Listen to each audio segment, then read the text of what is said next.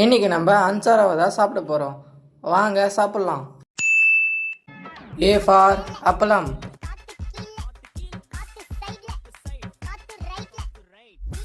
N for nice மிட்டாய்.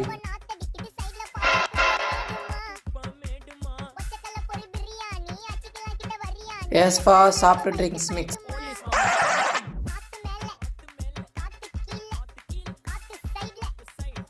ஏ for Anil சேமியா.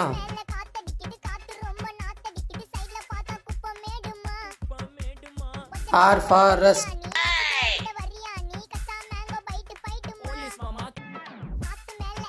A for apple chaplam.